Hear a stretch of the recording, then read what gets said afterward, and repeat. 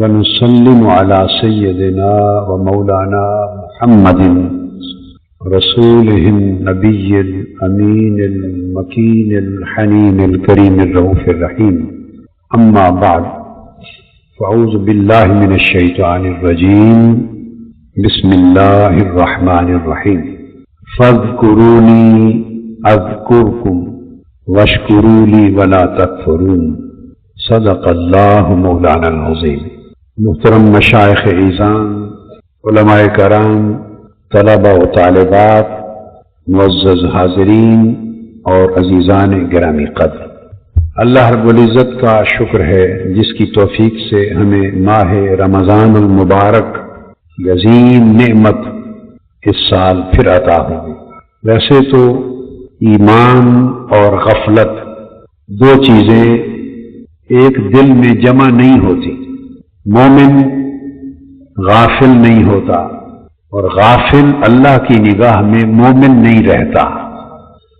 مگر چونکہ ہمارے ایمان پر اور ہماری زندگیوں میں اور ہمارے اعمال میں ایمان کے ساتھ نفاق، منافقت، اس کی گرد چڑھ جاتی اور ہم غفلت کا شکار رہتے. اور بہت سے لوگ امت میں ایسے ہیں کہ جو سال کے 11 مہینے اسی غفلت میں گزار دیتے.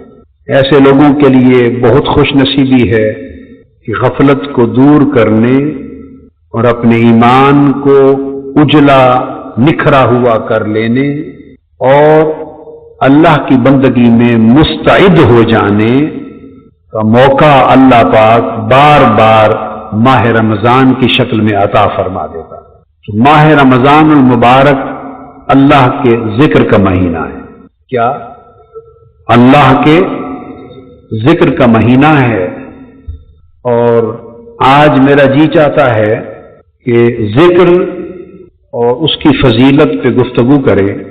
تو اس کے لیے خطاب نہیں کروں گا، کچھ آیات قرآنی اور احادیث نبوی کا بیان کروں گا. بس حدیث کس کو کہتے ہیں؟ بات کرنا. تو بس اس کی آیتیں سناتا جاؤں گا، حضور علیہ السلام کی باتیں سناتا جاؤں گا. اس طرح ذکر کا مضمون مکمل کریں گے، کوئی خطاب نہیں ہوگا.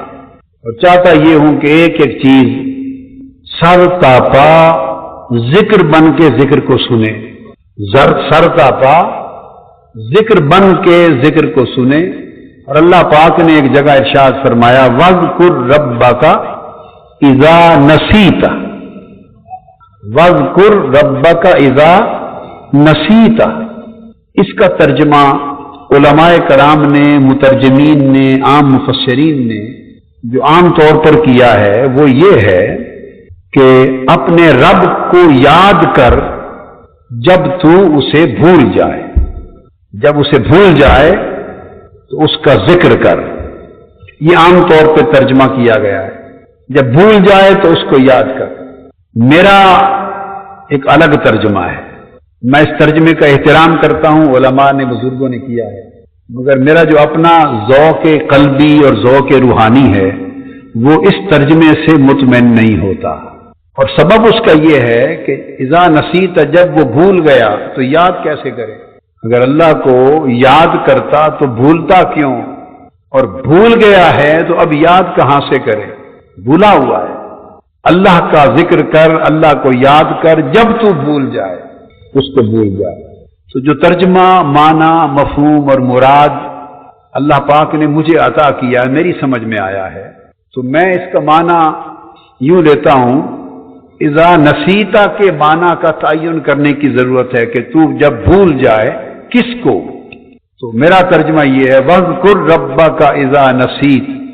اپنے رب کو اس طرح یاد کر کہ اس کے سوا ہر شے بھول جائے. اپنے رب کو یوں یاد کر اذا نسیتا کہ جب تو ہر شے بھولا ہوا ہو، کوئی شے اور یاد نہ ہو. ہر شے، دوسری شے، ہر اس کا غیر بھول جائے اور ایک وہ یاد رہے. تو گویا تو اس کی یاد میں کھو جا. اس کی یاد میں کھو جا. اب اسی بات کو اللہ پاک نے سورہ مزمل میں بھی بیان کر فرمایا وَاذْكُرِ اسْمَ رَبِّكَ وَتَبَتَّلْ إِلَيْهِ تَبْتِيلًا وَاذْكُرِ اسْمَ رَبِّكَ وَتَبَتَّلْ إِلَيْهِ تَبْتِيلًا۔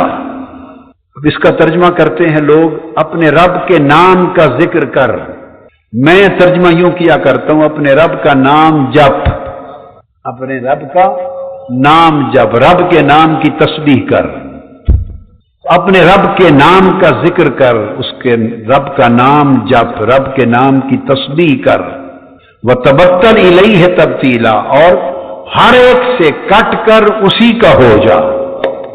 تو حالت ذکر بیان کی گئی ہے، اللہ کا ذکر کر اس حال میں کہ وَتَبَتَّلْ إِلَيْهِ تَبْتِيلًا، کہ بس اسی کا ہو جا ہر ایک سے کٹ کر، پھر کچھ اور یاد نہ رہے، پھر کچھ اور یاد نہ رہے، اذا نسیتا، اس کو یاد کر اور یوں کہ کچھ یاد نہ ہو، اس کو یاد کر اور یوں کہ کچھ اور یاد نہ ہو۔ اور آپ کہیں گے کہ بندہ پھر جب خود ذکر کرتا ہے کہ اللہ کا ذکر کر رہا ہوں تو اس کو اپنا تو پتا ہوگا، اپنا بھی یہاں یہ ایک درجہ ہے کہ ہر دوسرے کو بھول جا، اس کو یوں یاد کر کہ ہر دوسرا بھول جائے، اور جب یہ یاد پختہ ہو اور اس کا درجہ بلند ہو تو ذکر اس درجے پہ پہنچ جاتا ہے کہ پھر اس کو یوں یاد کر کہ خود اپنے آپ کو بھی بھول جا، اسے یوں یاد کر کہ تو خود بھی تجھے یاد نہ ہو، تو بھی یاد نہ ہو، نہ کوئی اور یاد ہو، نہ تو خود یاد رہے، میں بھی یاد نہ رہے، وہ بھی یاد نہ رہے، اس طرح رب کا ذکر کر۔ جب سیدنا موسیٰ علیہ السلام نے اللہ کے حضور عرض کیا تھا رب ارنی، یہ تو مومن کے لیے، ذاکر کے لیے ذکر کا درجہ ہے، اور ہر ایک شخص کے درجے اس کے حال اور مرتبہ کے مطابق ہے۔ جب موسیٰ علیہ السلام نے عرض کیا تھا طور پر رب ارنی انظر الیک، اے میرے رب مجھے اپنا آپ دکھا، رب ارنی مجھے اپنا جلوہ کرا، انظر الیک تاکہ میں تجھے تک لوں، میں تجھے تک لوں۔ تو جواب آیا تھا لن ترانی، تو مجھے نہیں دیکھ سکتا، تو مجھے نہیں دیکھ سکتا۔ اب اس کی ایک عرفانی تفسیر کر رہا ہوں، قرآن مجید کے اس مقام کی ایک عرفانی تفسیر کر رہا ہوں جو عارفوں کی تفسیر ہے، عالموں کی نہیں۔ کیا؟ عارفوں اور عاشقوں کی جو تفسیر ہے وہ کر رہا ہوں۔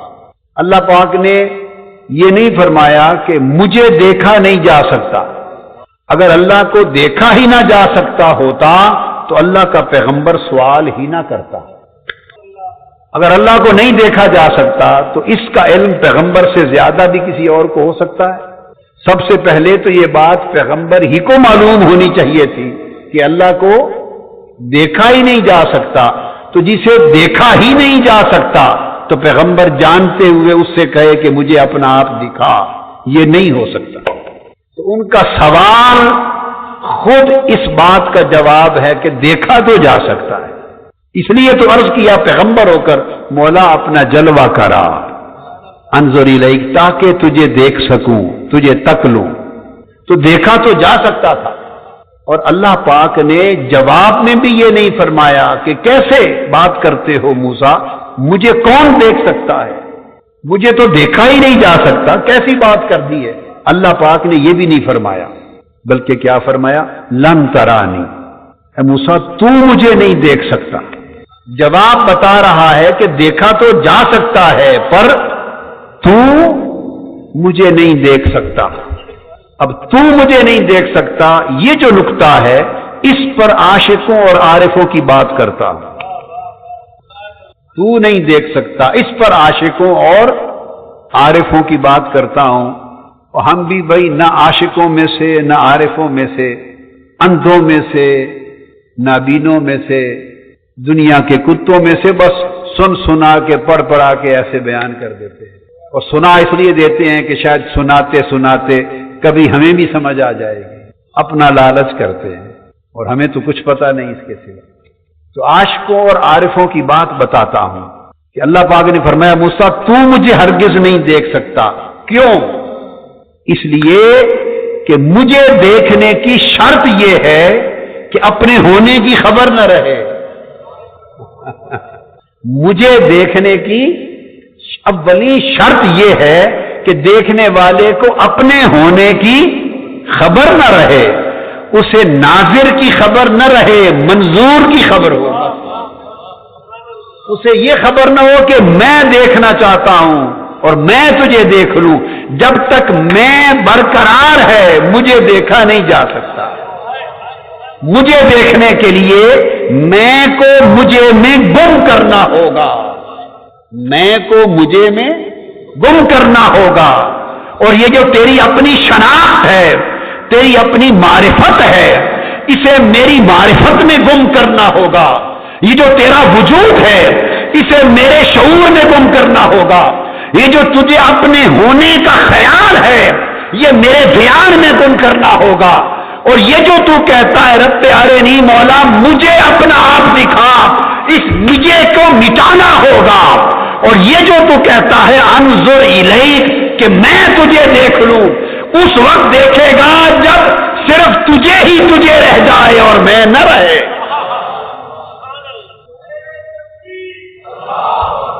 یہ جو منو تو کی بات ہے کہ ایک میں ہوں ایک تو ہے، میں دیکھنا چاہتا ہوں اور تو تجھے دیکھنا چاہتا ہوں، یہ جب تک میں اور تو دو ہیں اس وقت تک تو موسیٰ دیکھا نہیں جا سکتا. یہ تو میں اور تو کی دوئی ختم ہوگی اور دوئی اکائی میں گم ہوگی. فقط میں ہوں گا تو دیکھا جائے گا. اس لیے مجھے دیکھنے والے اپنی آنکھ سے نہیں دیکھتے، مجھے وہ دیکھ سکتا ہے جو مجھے میری آنکھ سے دیکھے، جو مجھے میری آنکھ سے دیکھے، جو میرا جلوہ میری نگاہ سے کرے، جو میرا جلوہ میری نگاہ سے کرے.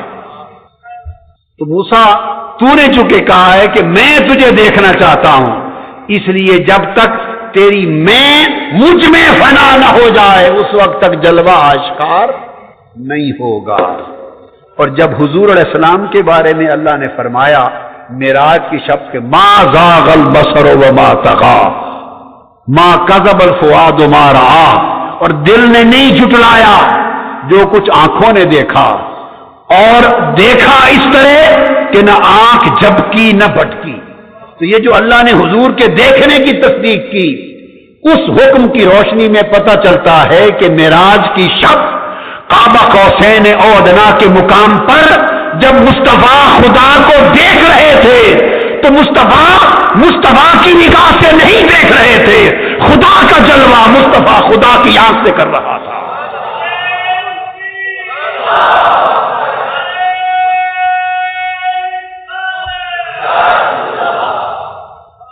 خدا کا جلوہ خدا کی آنکھ سے ہو رہا تھا. ہائے ہائے ہائے، خدا کا جلوہ خدا کی آنکھ سے ہو رہا تھا. تو یہ ایک کیفیت ہے فنائیت کی. کیا کیفیت ہے؟ فنائیت کی. یہ ہے مشاہدہ میں فنائیت، یہ ہے مشاہدہ میں دیکھنے میں فنائیت. ایک غزل بھی ہے انڈیا کے کسی شاعر کی غزل ہے، تو نہ رہے میں نہ رہوں، ایک دوجے میں کھو جائیں ختم جھگڑے ہو جائیں. من تن شدم تو جاں شدی، تو من شدم من تو شدی، تاکس نہ گوید باد ازی من دیگرم تو دیگری. تو یہ ہے مشاہدہ میں فنائیت. اور یہ تو ہے اونچے لوگوں کی بات. کیا؟ اونچے لوگوں کی بات. ہم جو زمین پہ پھرتے ہیں وہ زمین پہ رہتے ہیں، ہمارے سفر کی ابتدا تو ذکر سے ہوگی، یاد سے ہوگی. تو یاد میں چلتے چلتے پھر مشاہدے تک جا بات پہنچتی ہے، یاد میں چلتے چلتے پھر مشاہدے تک بات پہنچتی ہے. لہذا تو آئیے پھر آج ذکر کی بات کریں. ذکر کی اہمیت اور فضیلت کو اپنا لیں اور رمضان کا مہینہ ذکر پر محنت کریں، اتنی کریں کہ ذکر رچ بس جائے اور پھر سب کو چھوٹے پر ذکر نہ چھوٹے. پھر یہ تسلسل اگر جاری رہے، ذکر کا تسلسل جاری رہے تو پھر اس میں درجے بلند ہوتے رہتے ہیں، درجے بلند ہوتے رہتے ہیں، بڑے بلند ہوتے ہیں درجے. اور یہ ایک تو ہے نا کہ کہنا کہ پھر وہ جب فنائیت ہوتی ہے اللہ کا ذکر کرتے کرتے تو اس کے انوار وارد ہوتے ہیں، پھر انوار وارد ہوتے ہیں تو صرف شعور ہی ختم نہیں ہوتا کہ میں نہیں ہوں، یہی ختم نہیں ہوتا، وجود ہی کا عدم ہو جاتا ہے، یعنی وجود پر بھی اس کے انوار وارد ہوتے ہیں اور وہ کیفیتیں وارد ہوتی ہیں، اور فنائیت جب تام ہوتی ہے تو جسم اور وجود میں بھی وہ اثرات آ جاتے ہیں۔ ہندوستان کے ایک بزرگ تھے خواجہ رسول نما رحمۃ اللہ علیہ، مسجد میں دارالعلوم تھا تو مذاکرہ ہو رہا تھا، فلسفے کی کتاب اساتذہ طلباء کو پڑھا رہے تھے، فلسفے شمس بازغہ پڑھا رہے تھے، صدرہ پڑھا رہے تھے، کتابیں پڑھا رہے تھے۔ کتاب پڑھاتے ہوئے ایک بحث آ رہی تھی آسمانوں کی کہ یہ جو آسمان ہیں ان کی میکنگ، ان کی فارمیشن یا ان کی جو ایگزسٹنس ہے یہ کس طرح کی ہے، ان کا وجود۔ تو پرانے یونانی فلسفے میں جو گریک فلسفی تھی اس میں یہ تھا کہ یہ سخت مادی اجرام ہیں، جسم ہیں، اور یہ پھٹ بھی نہیں سکتے، کھل بھی نہیں سکتے، اور کھلے ہوئے بند بھی نہیں ہو سکتے، یعنی یہ ایک ایسے اجرام ہیں کہ ان میں خرق اور التیام محال ہے، پھٹ کے کھل بھی نہیں سکتے اور کھلے ہوئے مل بھی نہیں سکتے۔ اس بحث پر سبق ہو رہا تھا تو طلباء اپنے اساتذہ سے، استاد سے، جو ان کے فلسفی استاد تھے، ان سے سوال کرتے تھے اس پر کہ اگر یہ بات درست ہے تو حضور علیہ الصلوۃ والسلام جسمانی معراج پر گئے جسم اقدس کے ساتھ اور آسمانوں سے 7 آسمانوں کے پار گئے، تو بتائیے پھر جسمانی طور پہ اس آسمانوں سے پار کیسے چلے گئے اور واپس کیسے آ گئے؟ اگر آسمان مادی ہیں اور ان میں پھٹنا اور ملنا مشکل ہے تو کیسے گئے آ کر؟ ناممکن ہے تو کیسے ہوا؟ اب استاد فلسفے کی زبان میں دلائل دے رہا تھا اور طلباء کو سمجھ نہیں آ رہی تھی، طلباء غالب تھے، استاد مغلوب ہو گیا، طلباء بچھاڑ کر رہے تھے اعتراضات کی اس اصول پر، اور استاد بات سمجھا نہ سکا۔ ساتھ ہی ایک فقیر، ایک ولی اللہ تھے حضرت خواجہ رسول نما رحمۃ اللہ علیہ، ان کا لقب تھا رسول نما، اس لیے کہتے تھے کہ جب موج میں آ جاتے کسی پر تو اس کو پکڑ کے آقا کی کچہری دکھا دیتے تھے صلی اللہ علیہ وسلم، دکھا دیتے تھے، کچہری دکھا دیتے تھے۔ یہ کچہری دکھانے کی بات بھی تھوڑی بتا دیتا ہوں، اس کو روکتا ہوں، تھوڑی کچہری کی ذوق کی بات سنا دوں۔ حاجی امداد اللہ مہاجر مکی رحمۃ اللہ علیہ کے زمانے میں ایک شخص تھا، بزرگ تھے، بزرگ، انہیں حضور علیہ السلام کی ہر رات زیارت ہوتی تھی، ہر رات آقا علیہ السلام کی زیارت ہوتی تھی، اتنے ولی اللہ تھے۔ حج پر آئے، مکہ معظمہ سے حج کر کے مدینہ روانہ ہوئے، تو اس زمانے اونٹوں پر سفر ہوتے تھے، گاڑیاں نہیں تھیں، تو ایک 9-10 سال کا یا 11 سال کا بچہ تھا، سید زادہ آل رسول بچہ تھا، 10-11 سال کا، اس کا اونٹ تھا اور مدنی تھا، مدینہ کے سادات میں سے، آل رسول میں سے بچہ، غریب گھرانے تو محنت مزدوری کرتے تھے، اس کا اونٹ تھا، تو انہوں نے سودا کر لیا ٹھیکہ، تو اس سید زادے کے اونٹ پر بیٹھ کر مدینہ چل پڑے۔ وہ معصوم بچہ تھا، سفر کیا ہوا، اس کو جگہ جگہ نیند آ جاتی، تو یہ جلالی آدمی تھے، تو وہ پھر جو نیند آ جاتی پکڑ کے جھنجھوڑ دیتے کہ میں نے مدینہ پاک پہنچنا ہے اور تم سو رہے ہو اور مجھے دیر کر رہے ہو، میں نے نماز پر پہنچنا ہے، جھنجھوڑ دیتے، معصوم بچہ اٹھ جاتا، پھر چل پڑتا، اس کو آگے پھر اونگ آ جاتی، پھر اس کو دھکا دے دیتے، پھر اونگ آ جاتی، پھر مکہ مار دیا۔ بالآخر جب اس کو نیند آئی تو انہوں نے زور سے تماچا دے مارا اس بچے کے منہ پر، بچہ گر گیا، مدینے کے سادات میں سے معصوم بچہ، وہ گر پڑا، اٹھ گیا۔ تو اس کے بعد یہ مدینہ پہنچ گئے اور آقا علیہ السلام کی زیارت اسی رات سے بند ہو گئی، آقا علیہ السلام کی زیارت اسی رات سے بند ہو گئی۔ پھر مدینہ طیبہ آئے، انہوں نے پھر جو یتن کیے، منت سماجت کی، استغفار کیے، توبہ کیے، نفل پڑھے، تلاوت کی، درود پاک پڑھا، جو کچھ ہو سکا کیا، مگر معافی نہیں ہوئی۔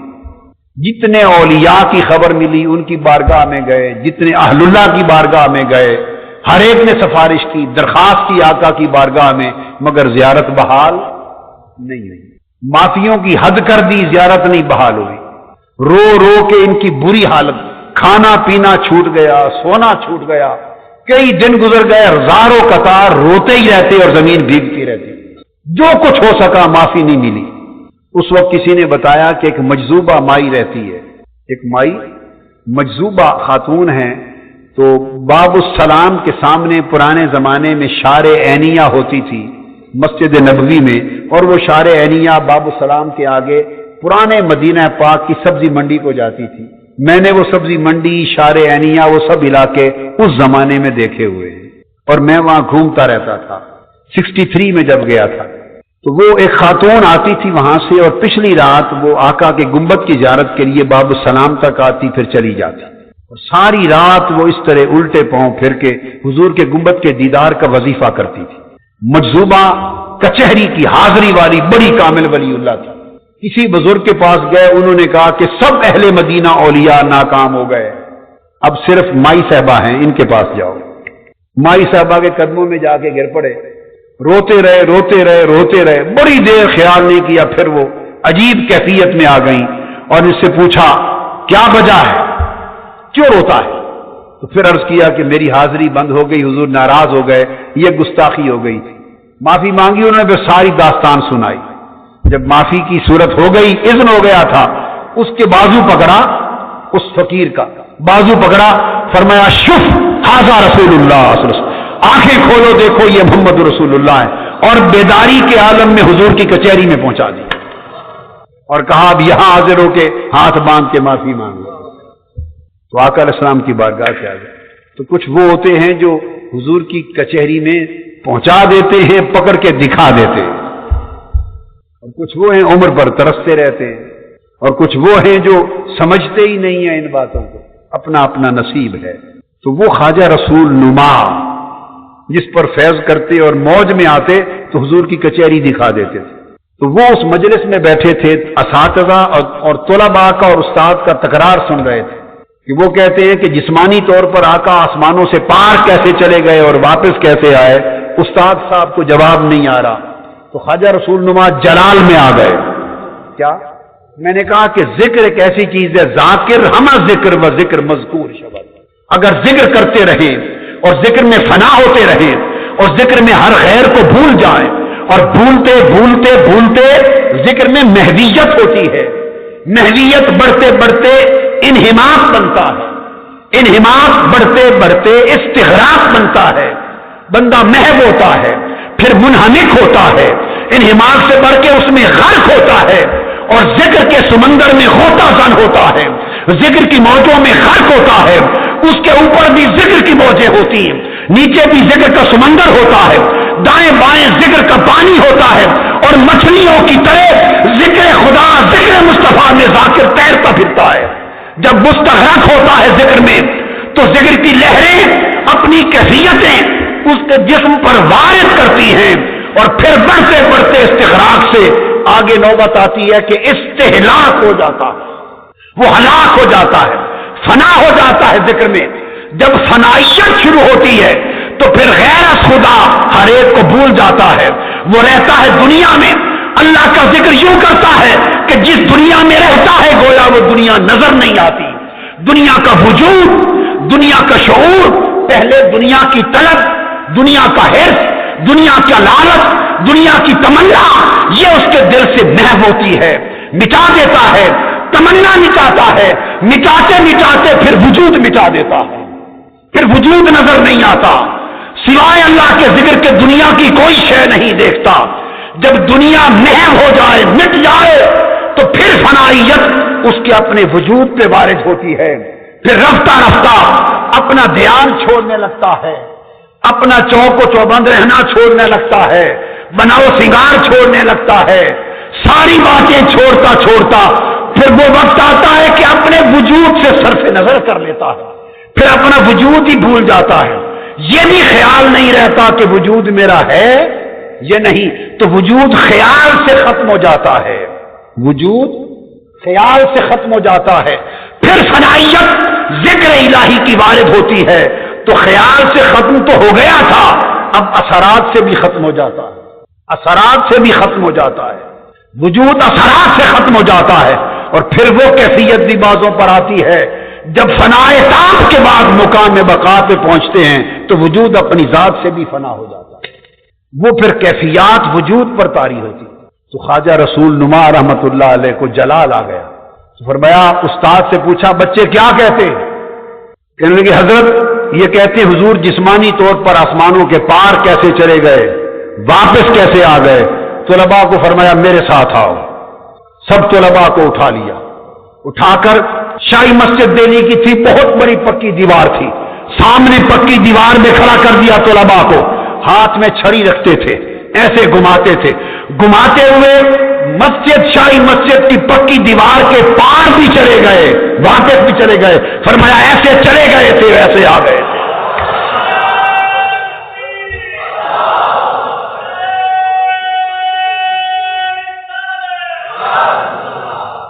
इसलिए कि जिस्म फिर ट्रांसपेरेंट हो जाता है, ट्रांसपेरेंट हो जाता है, रूह की तरह लतीफ हो जाता है, रूह की तरह लतीफ हो जाता है। तो जिस तरह एक्सरेज जिस्म के सामने जब एक्सरे आप करते हैं तो वो क्या होती है? रेज होती है। तो रेज इस जिस्म से अंदर गुजर जाती है और अंदर की तस्वीर खींच के ले आती है। फिर जब एक्सरेज जहां काम न करें तो उसके बाद फिर आगे MRI होता है, मैग्नेटिक रेजोनेंस होती है मैग्नेट की, जहां इलेक्ट्रिक रेज काम न करें फिर मैग्नेट काम करता है और वो बारीक बारीक नसों और खून की शरियानों और दिमाग और जिस्म के बारीक बारीक खुलियों तक की तस्वीर खींच के ले आता है, मादी जिस्म के पार चली जाती है। तो इंसान की बनाई हुई रेज अगर आर पार चली जाती हैं तो जब इस जिस्म पर अल्लाह के जिक्र की रेज वारिद होती है, अल्लाह के जिक्र की और अल्लाह की याद की रेज वारिद होती है, उसका रेजोनेंस होता है, उसकी तजल्लियां, उसकी रेज क्या है? उसकी तजल्लियात हैं, उसकी रेज क्या है? उसकी तजल्लियात हैं। और ये वही तजल्लियात हैं कि जिसने अल्लाह ने एक तजल्ली फेंकी और पूरे सीना रेजा रेजा होकर जमीन पे गिर पड़ा था, एक तजल्ली से रेजा रेजा हो गया। तो ये फिर तजल्लियात जब गिरती हैं बदन पर तो बदन नहीं रहता, देखने में बदन होता है मगर उसकी कैफियत बदल जाती है। तो बंदा फिर हकीकत में अपने आप को भी भूल जाता है। तो वज़्कुर रब्बक इज़ा नसीत, फिर सब कुछ भूल जाता है। ये सफर है, तो हमने तो सफर की इब्तिदा करनी है, लिहाजा इसकी अहमियत बयान कर देता हूं ताकि इब्तिदा तो हो जाए, फिर जिसको जितना सफर नसीब है अल्लाह अता कर देगा। हाज़रीन मोहतरम, हर इबादत का एक अजर है, हर इबादत का एक अजर है। नमाज पढ़ते हैं अजर है, रोजा रखते हैं अजर है, ज़कात देते हैं अजर है, जिहाद करते हैं अजर है, तिलावत जो भी एक इबादत करते हैं उसका एक अजर है। तो आप पूछेंगे तो हमें आप जिक्र पे लगा रहे हैं तो जिक्र का अजर क्या है? किसी का अजर गुनाह माफ होते हैं, किसी का अजर दर्जात बुलंद होते हैं, किसी इबादत का अजर नेकियां बुलंद होती हैं, किसी इबादत का अजर रिज़्क वसी होता है, किसी इबादत का अजर मुश्किलात चल जाती हैं, किसी इबादत का अजर कुछ और किसी का कुछ। जन्नत मिलती है, जन्नत अदन मिलती है, जन्नतुल फिरदौस मिलती है, तो अजर है। तो सवाल पैदा होगा कि अल्लाह का जिक्र करें, अजर से पहले अजर बड़ा है, लेकिन ये ऐसा ना हो कि सौदा बस ऐसे ही निकल जाए। सौदा बताने से पहले कि इसका जिक्र करोगे तो मिलेगा क्या, इसके बताने से पहले वादा करते हैं, सौदा तो करें ना। ऐसे ही मैं अगली चीज दिखा दूं, आपकी जिक्र की कीमत में मिलेगा क्या, वो मैं ऐसे ही दिखा दूं, तो पहले तो करें कि खरीदार हैं या नहीं। हाथ खड़ा करें जो खरीदार है, थोड़ा ज्यादा जितनी तौफीक हो करें, बस करते रहें, जाकिर बन जाएं। क्या? जाकिर बन जाएं। तो सौदा फिर बता दूं कि जिक्र करेंगे तो मिलेगा क्या है? लो, अल्लाह पाक ने खुद फरमा दिया, सौदा अपना बता दिया, फरमाया फज़कुरूनी अज़कुरकुम। हर इबादत का अजर जुदा है। किसी इबादत से जन्नत मिलती है, किसी इबादत से अजर मिलती है, किसी इबादत से दर्जा मिलता है, किसी इबादत से नेकियां मिलती हैं, किसी इबादत से रिज़्क में वुसअत मिलती है। हर शय मुख्तलिफ इबादतों से मिलती है। और जिक्र से क्या मिलता है? अल्लाह पाक ने फरमाया अगर तुम मेरा जिक्र करो तो मैं तुम्हारा जिक्र अर्श पे करूंगा। जो बंदा जमीन पर मेरा जिक्र करता है, अल्लाह पाक ने फरमाया अर्श पर मैं उसको याद करता हूं। तो मुझे याद करो, मैं तुम्हें याद करता हूं। और हदीस पाक में है, अल्लाह हुजूर सल्लल्लाहु अलैहि वसल्लम ने फरमाया, और यह हदीस कुदसी है, आना इंद ज़न्ने अब इंदी भी, आना इंद ज़न्ने अब्दी भी। मेरा बंदा मुझसे जैसा गुमान करता है मैं उसके साथ वैसे ही हो जाता हूं। चलो मौज हो गई। आप पूछते हैं ना कि अल्लाह हमारे साथ कैसा बर्ताव करे, सवाल करते हैं। اللہ ہمارے ساتھ مہربان ہو جائے، اللہ ہمارے ساتھ بڑا کریم ہو جائے، ہمارے ساتھ بڑا شفیق ہو جائے، اللہ ہمارے اوپر بڑا لطف و کرم کرنے والا بن جائے تو میں کیا کروں؟ جواب سن لیں، اللہ پاک نے یہ بات اپنے پاس چھوڑی نہیں، آپ کو دے دی۔ اس نے فرمایا انا عند ظن عبدی بی، میرا بندہ میرے بارے میں جو گمان کر لے میں اس کے ساتھ وہی ہو جاتا ہوں۔ آپ میری بات نہیں سمجھے ہیں؟ تو میں جیسا گمان، جیسا چاہو مجھے ویسا ہی ہو جاتا ہے، بس۔ تو ہمارے اوپر چھوڑ دیا، ہائے ہائے ہمارے اوپر چھوڑ دیا۔ اب ایک ہے وہ اس کو یاد کرتا ہے، 100 یادیں اور بھی گسیڑی ہوئی ہیں، ادھر بھی بات کی، ادھر بھی کی، ادھر بھی کی، دل میں لالچ بھی کیا، تکبر بھی کیا، مال دولت بھی، دنیا بھی، یہ حرص بھی، اور فلاں ڈنگان بھی، انہوں چھوڑ دیو پرے چکتے ہوئے کہ بلایا نہیں کرو، ادھر بھی گالی گلوچ، اس کو بھی برا بلا، اس کو تھپڑ، اس کو ساتھ غیبت، اس کے ساتھ کم توڑ، اس کی چوری چکاری، اس کے ساتھ زیادتی، اس کو گالی گلوچ، یہ بھی ساتھ ساتھ چلتے ہیں، ساتھ اللہ اللہ اللہ اللہ اللہ استغفر اللہ، یہ بھی چلتا ہے۔ تو اگر ہم نے ایسا کر رکھا ہے تو وہ بھی ایسا ہی کرتا ہے ہمارے ساتھ، وہ بھی کہتا ہے میری بڑی مخلوق ہے، میں نے مچھلیوں کو بھی رزق دینا، پرندوں کو بھی دینا، چرند کو بھی دینا، بکریوں کو بھی، شیروں کو بھی، حیوانوں کو بھی، پتوں کو بھی، میں نے دنیا بھی چلانی ہے، ٹھیک ہے تو بھی ہے، واہ بھائی واہ شاباش تو بھی ہے۔ انا عند ظن عبدی بی، جیسے میرے ساتھ تم چاہو میں ویسے ہو جاتا ہوں۔ اور اگر ایک ایسا ہو جائے بندہ، وہ کہے کہ مولا میں تو چاہتا ہوں بس تو میرے ساتھ آ جا، میرے ساتھ ہی بیٹھ جا، کیا ہائے ہائے، ایک ایسا گمان کر لے کہ مولا میں تو چاہتا ہوں بس تو میرے ساتھ بیٹھا رہے، میرے ساتھ بیٹھا رہے، میں تیرے ساتھ بیٹھا رہوں، میں تیرے ساتھ جڑا رہوں، تو میری بات سنے میں تیری سنوں، ہم جڑ کے بیٹھیں، میں تیرے ساتھ رہوں، تیرے پاس رہوں، تو میرے پاس رہے، کہیں اور نہ جا۔ گمان ہے نا بندے کا، جیسے چاہے کر لے، تو کہیں اور نہ جا، میرے پاس رہے۔ تو اس کا جواب دیا اللہ پاک نے، فرمایا اللہ پاک نے انا ما عبدی اذا ذاکرانی وانا جلیس من ذاکرانی۔ اس نے کہا مولا بس تو میرے ساتھ رہے۔ اللہ نے جواب دیا میرا بندہ جب یکسوئی سے میرا ذکر کرتا ہے میں اس کے ساتھ بیٹھ جاتا ہوں۔ وانا جلیس من ذاکرانی، اور جو بندہ میری یاد کرے، مگر یاد میں نے بتائی کہ پھر یاد بھی اسی کی ہو کے کرے، ڈوب کے کرے، بھول کے کرے، ہر ایک کو فنا ہو کے کرے۔ جب اس کی یاد کرے تو فرمایا میں اس کے ساتھ جڑ کے بیٹھ جاتا ہوں۔ انا جلیس من ذکرانی، جو میرا ذکر کرتا ہے میں اس کے ساتھ ہم نشین ہو جاتا ہوں، اس کے ساتھ ہم نشین ہو جاتا ہوں۔ اور ایک حدیث قدسی میں اللہ پاک نے فرمایا اہل ذکری اہل مجالستی، میرا ذکر کرنے والے میری مجلس میں بیٹھتے ہیں۔ اب آپ دیکھنے سے تو رہے، دیکھنے سے تو رہے، مگر فرمایا میرا ذکر کرنے والے بولیے میری مجلس میں بیٹھتے ہیں، میں ان کا جلیس، ان کا ہم نشین ہوں۔ تو جیسا میرے ساتھ گمان کرو گے میں ویسا ہی تمہارے ساتھ ہو جاؤں۔ تو اللہ تعالیٰ نے ارشاد فرمایا کہ جو میرا ذکر کرتے ہیں میں ان کا ذکر کرتا ہوں، اور فرمایا کہ اذا ذاکرانی عبدی فی نفسہ ذکرتہ فی نفسی واذا ذاکرانی فی ملأ ذکرتہ فی ملأ خیر منہ۔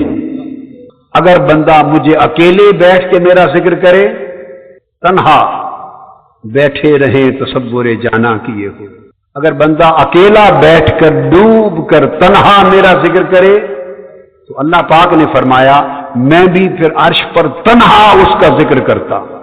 میرا بندہ اگر ذکر کرتا ہے نا مجھے، یا اللہ یا اللہ یا اللہ، اگر اس کا نام فرید ہے تو وہ آگے اللہ پاک جواب میں کہتا ہے یا فرید یا فرید یا فرید۔ قرآن مجید اور حدیث متفقہ، بندہ کہتا ہے میرے مولا، وہ جواب میں کہتا ہے جی میرے بندے۔ حدیث قدسی میں نے فرمایا اگر بندہ میری طرف ایک قدم چل پڑے، ایک قدم چل پڑے میری طرف، میری قربت کی طرف، تو میں 70 قدم اس کی طرف چل پڑتا ہوں۔ اور فرمایا اگر کوئی شخص میری طرف چل کر آئے تو میں اس کی طرف دوڑ کے آتا ہوں۔ اب یعنی گمان سے بھی بڑھ گیا معاملہ. کیا معاملہ؟ گمان سے بھی بڑھ گیا. اس لیے اللہ پاک نے فرمایا کہ ذکر کرو میرا، یا ایھا الذین آمنوا اذکروا اللہ ذکرا کثیرا، ایمان والو اللہ کا ذکر بڑی کثرت کے ساتھ کیا کرو، کثرت کے ساتھ کیا کرو. اور پھر ارشاد فرمایا آل عمران میں الذین یذکرون اللہ قیاما وقعودا وعلی جنوبہم، کہ جو اللہ کے بندے ہیں وہ ہر حال میں اللہ کا ذکر کرتے ہیں، کھڑے ہوں تب بھی ذکر کرتے ہیں، بیٹھے ہوں تب بھی ذکر کرتے ہیں، لیٹے ہوں تو کروٹ کے بل تب بھی ذکر کرتے ہیں.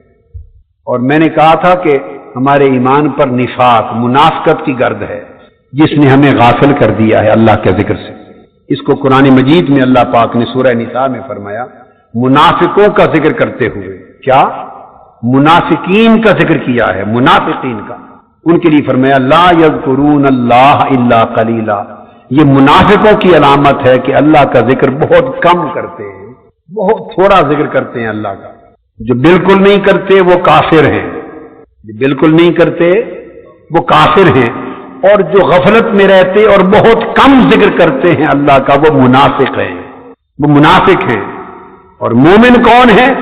والذاکرین اللہ کثیرا والذاکرات. مومن کون ہے؟ الذاکرین اللہ کثیرا والذاکرات. جو مرد ہیں تو کثرت سے اللہ کے ذکر میں رہتے ہیں، عورتیں ہیں تو کثرت سے اللہ کا ذکر کرتی رہتی ہیں. فرمایا یہ ایمان والے ہیں. اور جو ایسا کرتے ہیں اعد اللہ لہم مغفرۃ واجرا عظیم، اللہ نے ان کے لیے مغفرت تیار کر دی اور اجر عظیم تیار کر دیا. اور مومنوں کی کیفیت یہ ہے کہ اللہ کا ذکر کرتے اور ذکر الہی کی کیفیتوں سے، لذتوں سے، حلاوتوں سے، تاثیرات سے ان کے دل، ان کے روح، ان کے باطن اس طرح سرشار ہوتے ہیں کہ فرمایا وبشر المخبتین، وہ اللہ کے ذکر کی وجہ سے خشوع اور خضوع والے ہو گئے. ان کے دل ٹوٹے ٹوٹے ہو گئے، شکستہ دل ہو گئے ہیں. ان کے دلوں میں رونق نہیں رہتی. جو اللہ کا ذکر کرتا ہے علامت ہے اس دل میں رونق نہیں رہتی. جو اللہ کے ذکر کے اثرات اپنے دل پر وارد کرتا ہے اس کے دل میں سختی نہیں رہتی. جو اللہ کے ذکر کی کیفیات سے اور لذتوں سے اور حلاوتوں سے اور اللہ کے ذکر کی شراب کے جاموں سے بھر بھر کے پیتا رہتا ہے اس کے دل میں شقاوت نہیں رہتی، اس کے دل میں سختی نہیں رہتی، اس کے دل میں بدبختی نہیں رہتی، اس کے دل میں تکبر نہیں رہتا، رونق نہیں رہتی. وہ کیا؟ ان کے دل وہ ٹوٹے دل والے ہوتے ہیں، ان کے دل نرم ہوتے ہیں، ان کے دل گداس ہوتے ہیں، ہر وقت رونے کے کنارے پہ رہتے ہیں، ہر وقت رونے کے بارڈر پہ رہتے ہیں، ہر وقت رونے کے قریب رہتے ہیں. کوئی بات چھیڑ دے یار کی بات ہو جائے تو بس آنکھیں چھلک پڑتی ہیں، آنکھیں چھلک پڑتی ہیں اور دل بہل جاتے ہیں، رونگٹے کھڑے ہو جاتے ہیں، جسم لرز جاتا ہے اور پورا جسم اللہ کے ذکر کے ساتھ ایک کیفیت بن جاتا ہے. فرمایا وبشر المخبتین الذین اذا ذکر اللہ وجلت قلوبہم، خوشخبری سنا دیں ان خشوع خضوع والے دلوں کو کہ جب ان کے سامنے اللہ کا ذکر کیا جائے تو ان کے دل دہل جاتے ہیں، ان کے دل دہل جاتے ہیں، لرز جاتے ہیں. آقا علیہ السلام نے فرمایا حدیث پاک میں ہے کہ ذکر کرنے والا غافلوں کے اندر میرا ذاکر، غافلوں کے اندر میرا ذاکر، ذکر کرنے والا، مجھے یاد کرنے والا ایسے ہے جیسے سوکھے ٹوٹے درختوں کے جنگل میں کوئی ایک سرسبز درخت کھڑا ہو. ایک جنگل ہو، ہر طرف سوکھے درخت ہو، خشک تنے ہوں، ٹہنیاں خشک ہوں، ٹوٹے خشک اور ہر قسم کے سوکھے درخت اور پودے ہوں، کہیں سبزی ہریالی نظر نہ آئے. اس سوکھے جنگل میں ایک سرسبز و شاداب درخت نظر آئے تو دیکھے پھر اس درخت کی قیمت کیا ہوگی، اس کے سائے کا عالم کیا ہوگا. فرمایا غافلوں کی دنیا میں اور غافلوں کے ہجوم میں میرا ذکر کرنے والا اس سرسبز و شاداب درخت کی طرح ہوتا ہے. ہائے ہائے. حدیث پاک میں آقا علیہ السلام نے فرمایا، حضرت انس روایت کرتے ہیں رضی اللہ تعالیٰ عنہ، حضور علیہ السلام نے فرمایا صحابہ کرام سے، بھئی جب تم جنت کے باغات کے پاس سے گزرو، جب تم جنت کے باغات کے پاس سے گزرو تو رک کر تھوڑے سے ان باغات میں سے پھل کھا لینا، چر لینا یعنی پھل میوہ تھوڑا تھوڑا ہر درخت سے اتار کے کھاتے جانا۔ صحابہ کرام نے پوچھا یا رسول اللہ ما ریاض الجنہ، وہ جنت کے باغات کون سے ہیں جن کے لیے آپ نے فرمایا کہ تھوڑا تھوڑا پھل میوہ کھاتے جانا؟ آپ نے فرمایا حلق الذکر، وہ ذکر کے حلقے ہیں، میرے ذکر کے حلقے جنت کے باغات ہیں، وہ مجلسیں، حلقات الذکر، وہ مجلسیں، وہ حلقے جہاں اللہ کا ذکر ہو۔ حضور علیہ السلام نے فرمایا وہ جنت کے باغات ہوتے ہیں، ان پر پھل اور میوہ لگتا ہے، محبت کا پھل، معرفت کا پھل، اللہ کے شکر کا پھل، اللہ کی طاعت کا پھل، اللہ کی قربت کا پھل۔ اور حضور علیہ السلام نے فرمایا کہ تمہیں بتاؤں ایک ایسا عمل جو ہر عمل سے افضل ہے، حتیٰ کہ فرمایا اللہ کی راہ میں جہاد کرتے ہوئے اپنے خون بہانے اور تلواریں توڑنے سے بھی افضل ہے۔ صحابہ کرام نے پوچھا یا رسول اللہ فرمائیے وہ کون سا عمل ہے؟ فرمایا صبح و شام اپنی زبان کو اللہ کے ذکر سے تر کرنا، صبح و شام اپنی زبان کو اللہ کے ذکر سے تر کرتے رہنا۔ اور جامع ترمذی میں بھی حدیث حضور السلام حضرت ابو الدرداء روایت کرتے ہیں، فرمایا کہ تمام اعمال سے بہتر، حتیٰ کہ سونے چاندی کے انبار اللہ کی راہ میں خرچ کر دینے سے بہتر، دشمنوں سے جہاد کرنے اور اللہ کی راہ میں گردنے کاٹنے کٹوا دینے سے بہتر عمل کون سا ہے؟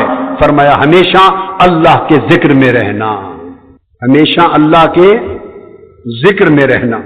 حدیث پاک میں ہے حضور علیہ السلام فرماتے ہیں کہ جب میں شب معراج اوپر گیا آسمانوں پر تو میرا گزر ایک ایسے شخص کے پاس سے ہوا، وہ عرش کے نور میں ڈھانپا گیا تھا۔ دیکھو اس سے مراد ایک فرد نہیں ہوتا، یہ سمبولک بیان ہوتے ہیں، یعنی جو ایسا عمل کرے گا اس کو یہ درجہ ملے گا، ایک سمبل ہوتا ہے۔ فرمایا میں نے ایک شخص کو دیکھا جسے اللہ نے عرش کے انوار کے ساتھ ڈھانپ رکھا تھا۔ سبحان اللہ! آپ آرزو نہیں کرتے کہ عرش الہی کے انوار میں آپ کو عرش الواحی کے انوار آپ کا لباس بن جائیں، چادر بن جائیں، ان میں ڈھانپ دیے جائیں؟ ڈھانپا ہوا تھا۔ اس کے انوار اور تجلیات کی کیفیت دیکھ کر میں نے پوچھا جبرائیل سے یہ کوئی فرشتہ ہے؟ امت کو سمجھانے متوجہ کرنے کے لیے سوال کر رہے ہیں، یہ کوئی فرشتہ ہے؟ عرض کیا نہیں یا رسول اللہ فرشتہ نہیں۔ میں نے پوچھا پھر کوئی خوش بخت اونچے درجے کا نبی ہے، بلند رتبہ نبی ہے؟ عرض کیا یا رسول اللہ نبی بھی نہیں۔ میں نے پوچھا پھر یہ کون ہے خوش نصیب؟ جبرائیل نے عرض کیا یا رسول اللہ یہ آپ کی امت میں سے وہ شخص ہے جو ہر وقت جس کی زبان اللہ کے ذکر سے تر رہتی تھی، یہ اللہ کا ذاکر ہے، ہر وقت صبح و شام اللہ کا ذکر کرتا تھا اور اللہ کے ذکر سے کبھی غافل نہیں ہوتا تھا، اور اس کا دل مسجد سجود اور عبادت کی طرف لٹکا رہتا تھا اور اپنے ماں باپ کو کبھی گالی نہیں دیتا تھا۔ یہ وہ شخص ہے کہ ہر وقت اللہ کے ذکر میں لگا رہتا تھا۔ آقا علیہ السلام نے فرمایا حدیث پاک میں حضرت ابو الدرداء رضی اللہ تعالیٰ عنہ ہی راوی ہیں، فرمایا حضور نے کہ قیامت کے دن بعض لوگوں کے گروہ قومی اجتماع کی شکل میں گروہ در گروہ ایسے ہوں گے کہ ان کا حشر ہوگا، قیامت کے دن وہ بلائے جائیں گے، بڑی عزت کے ساتھ بلائے جائیں گے، بڑے اکرام کے ساتھ بلائے جائیں گے، اور ان کے چہرے روشن ہوں گے، نور کی طرح چمک رہے ہوں گے، ان کے چہروں سے نور چمکتا ہوگا، اور ان لوگوں کو حکم ہوگا کہ ممبروں پر بیٹھ جاؤ، وہ ٹیلوں اور ممبروں پر بیٹھ جائیں گے، اور وہ ٹیلے اور ممبر موتیوں کے بنے ہوئے ہوں گے، موتیوں کے ممبروں پر بیٹھ جائیں گے، اور دنیا ان پر رش کرے گی۔ ان کے اعزاز و اکرام کو دیکھ کر، اللہ کی بارگاہ میں ان کی قدر و منزلت کو دیکھ کر، اللہ کی بارگاہ میں ان کی قدر ان کی قربت کو دیکھ کر، ان کے چہروں سے چمکتا نور دیکھ کر دنیا دنگ ہوگی۔ وہ پوچھیں گے سمجھیں گے شاید یہ انبیاء ہیں، حکم ہوگا نہیں یہ انبیاء نہیں۔ وہ پوچھیں گے شاید یہ شہداء ہیں، بتایا جائے گا نہیں یہ شہداء نہیں ہیں۔ تو پھر ایک دیہاتی کھڑا ہو گیا صحابی، گھٹنوں کے بل آقا کے قدموں پہ گر پڑا، صحابی تھا، عرض کی آقا ہمیں فوراً بتائیں کہ وہ خوش نصیب نبی بھی نہیں شہید بھی نہیں، اتنا بلند درجہ جنت کے دن ان کو حاصل ہوگا، وہ کون ہوں گے؟ فرمایا مختلف قوموں नस्लों और कबीलों से ताल्लुक रखने वाले लोग होंगे, मगर मेरा जिक्र करने के लिए एक मजलिस में आके इकट्ठे बैठते होंगे। एक मजलिस में बैठकर दूर दूर से आकर जमा होकर ये मेरा जिक्र करने वाले लोग हैं, जो जमीन पर मेरे जिक्र के हल्के सजाते थे, जो जमीन पर मेरे जिक्र की मजलिसें सजाते थे, मजलिसें सजाती थी, मेरे जिक्र के हल्के इन्होंने जमीन पर सजाए, मैंने अपने नूर के जरिए इनके चेहरे सजा दिए और क़यामत के दिन इनको मोतियों के मिंबरों पर बैठाकर पूरी दुनिया को दिखा दिया है। ये मेरे जिक्र करने वाले लोग हैं। और आका अलैहिस्सलाम ने फरमाया, अल्लाह पाक फरमाएंगे कि ये अहले करम हैं। फरमाया मैशर वालों देख लो, ये अहले करम हैं, यानी बुजुर्गी वाले हैं। क्यों? ये मेरे जिक्र की मजलिस में इकट्ठे होकर बैठते थे। और हदीस पाक में जाबिर से रिवायत है, आका ने फरमाया कि अल्लाह ने ऐसे फरिश्तों के गिरोह मुकर्रर कर रखे हैं जो जिक्र की मजलिसों की तलाश में रहते हैं। जहां जिक्र की मजलिस होती है वहां उतरते हैं, खड़े हो जाते हैं और उन्हें जन्नत के बागात कहकर उनमें शरीक होते हैं। और फिर वो सुबह शाम जिक्र की मजलिसों में मलाइका उतरते हैं।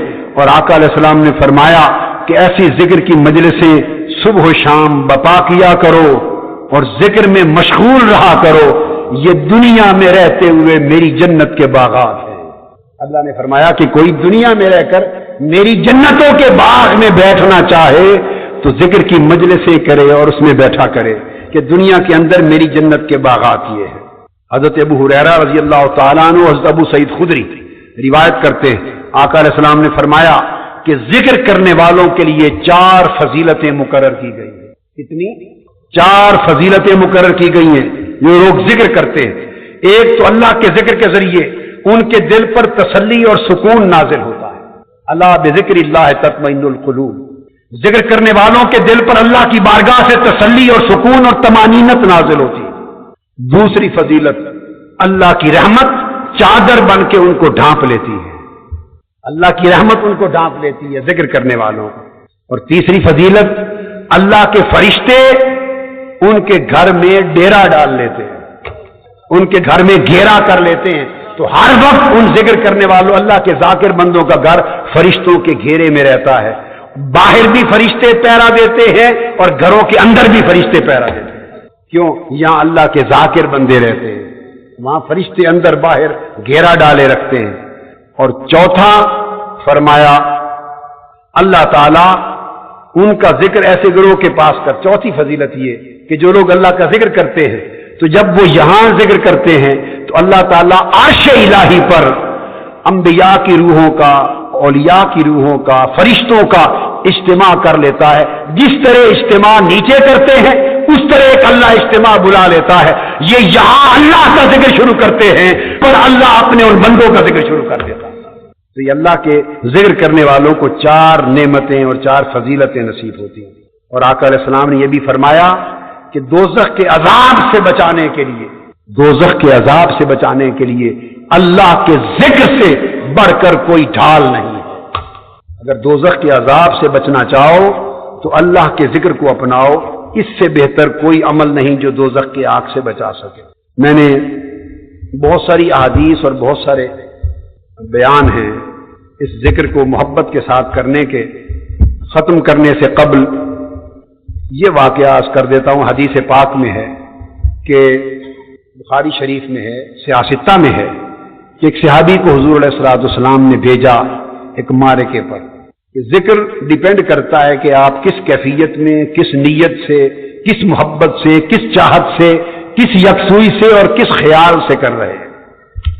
जितना डूबते जाएंगे उतना पाते जाएंगे। गव्वास लोग जो गोताखोर होते हैं वो भी जितना डूबते हैं दरियाओं समुद्रों में, जितना नीचे डूबते हैं आला आला कीमती मोती और जवाहिर तभी जाके मिलते हैं। तो जिक्र इलाही एक समंदर है, जितना डूबेंगे उतने जौहर मिलेंगे। तो जब करे गुम हो जाया करे, जब करे। हुज़ूर सल्लल्लाहु अलैहि वसल्लम ने फरमाया हदीस पाक में कि जिक्र ऐसा किया करो कि देखने वाले तुम्हें मजनू समझे, देखने वाले तुम्हें मजनू समझे, पागल समझे। और एक हदीस में आका अलैहिस्सलाम ने फरमाया अल्लाह का जिक्र यूं किया करो कि देखने वाले तुम्हें रियाकार समझे, कि दिखलावा करने वाला। इस तरह बाबाज़ बुलंद मजनू नाना जिक्र करे کہ جن کو ذکر کا حظ نہیں ملا، جن کو ذکر میں سے نصیب نہیں ملا، وہ دیکھیں تو کہیں کہ ریاکاری کر رہے ہیں، کوئی اور دیکھے تو کہے کہ پاگل ہو گئے ہیں، دماغ خراب ہو گیا ہے۔ ہاں ایسے ذکر کرو کہ لوگ دماغ خراب ہونے کا تانا دیں، لوگ پاگل ہونے کا تانا دیں۔ یہ تانا قیامت کے دن کام آئے گا۔ جب مولا پوچھے گا تو کون ہے، تو کہنا مولا وہی تو ہوں کہ تیرے نام کی وجہ سے لوگ پاگل کا تانا دیتے، تیرے ذکر کی وجہ سے لوگ پاگل کا تانا دیتے تھے، وہی ہوں۔ ایسا ذکر کیا کرو اور نیت یہ رکھا کرو کہ اس سے اللہ کی محبت نصیب ہو۔ تو صحابی تھے، وہ سفر پہ گئے، ان کو امیر بنایا، کمانڈر بنایا لشکر کا۔ ہر نماز پر جب وہ امامت کراتے تو سورہ قل واللہ احد پڑھ دیتے، ہر نماز پر جب امامت کراتے تو سورہ قل واللہ احد، سورہ اخلاص پڑھتے۔ صحابہ نے بہت روکا، بھائی اس کے علاوہ آپ کو کوئی اور صورت نہیں آتی؟ انہوں نے کہا آتی ہے، تو کچھ اور بھی پڑھا کریں۔ ہر نماز میں اخلاص ہی پڑھتے۔ پاکستانی تو تھے نہیں نا، پاکستانی تو ہر نماز میں اخلاص پڑھتے ہی ہیں نا۔ وہ تو صحابی تھے، بہت صورتیں یاد تھی، مگر صرف قل واللہ احد پڑھتے۔ جب انہوں نے کسی کی نہیں سنی اور نہیں مانی، جب واپس آ گئے تو صحابہ کرام نے آقا علیہ السلام کی بارگاہ میں شکایت کی، یا رسول اللہ اس سے پوچھو، آپ نے انہیں ہمارا امیر بنایا، ہر نماز میں سوائے سورہ اخلاص کی اور پڑھتا ہی کچھ نہیں، آتا ہی کچھ نہیں۔ آقا علیہ السلام نے صحابہ کرام کو بھیجا، ہائے ہائے ہائے، بات سن لی انہی صحابہ نے جنہوں نے بارہا اس سے تکرار کیا تھا اور آ کے شکایت کی تھی، ان کو بھیجا۔ حدیث پاک میں فرمایا اچھا اس سے جا کر پوچھو ایسا کیوں کرتا تھا۔ اور یہ سوال وہ کئی بار کر چکے تھے پورے سفر میں، یہ سوال وہ کئی بار کر چکے تھے، مگر یہ محبت عشق کی باتیں، یہ بولیے نا عشق کی باتیں، پتہ ہے کہ وہ کیوں کرتا تھا،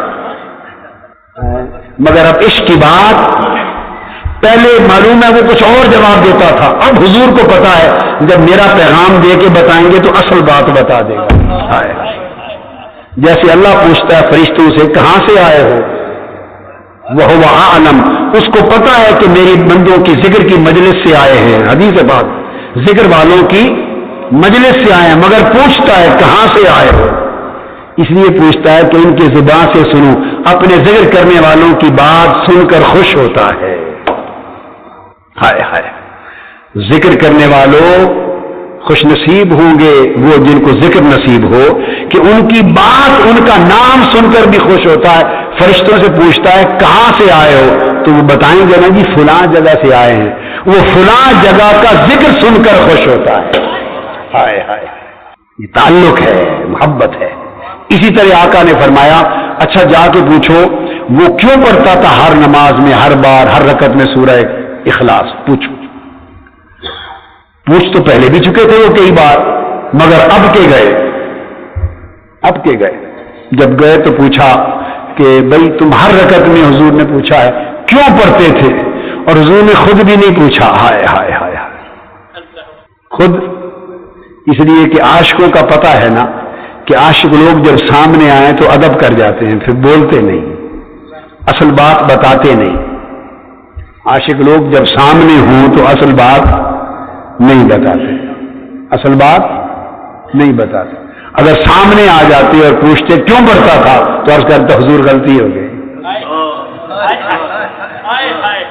اگر سامنے حضور پوچھتے بھی ایسا کیوں کرتا تھا، عرض کرتے حضور بس غلطی ہو گئی، اس لیے سامنے لا کے نہیں پوچھا، ان کو بھیجا جاؤ پوچھو کیوں پڑھتا تھا۔ جا کے پوچھا، حضور نے پوچھا ہے ہر رکعت میں سورہ قل واللہ احد کیوں پڑھتا تھا، اس نے ایک جملے میں جواب دیا، کیا اس میں مولا کی صفتیں ہیں، ہائے ہائے ہائے، اس میں مولا کی، میرے یار کی صفتیں ہیں، قل هو اللہ احد، کہہ دیں وہ اللہ ایک ہے۔ اور عشق کی زبان میں میں ترجمہ پچھلے دنوں بھی کیا تھا، پتہ نہیں کہاں تھا، قل هو اللہ احد، آنکھ دے سونا رب نویکلا ہے، ہائے وہ بکھرا رب ہے، ہائے ہائے وہ کلا تے نویکلا تے وکھرا ہے، احد وہ سونے دیا ہور ہے ہی کوئی نہیں۔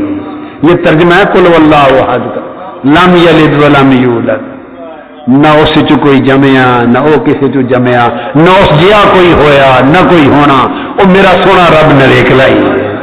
یہ ساری سورہ اخلاص ہے۔ اب نیا ترجمہ مل گیا نا ہیں؟ تو عرض کیا کہ اس لیے پڑھتا ہوں کہ اس میں اللہ کی صفتیں ہیں، بس صفتیں ہیں، اس کا ذکر ہے، اس کی شانوں کا ذکر ہے، بس بار بار اس کو پڑھتا ہوں، ڈوب جاتا ہوں۔ تو انہوں نے آ کے بتا دیا آقا علیہ السلام کو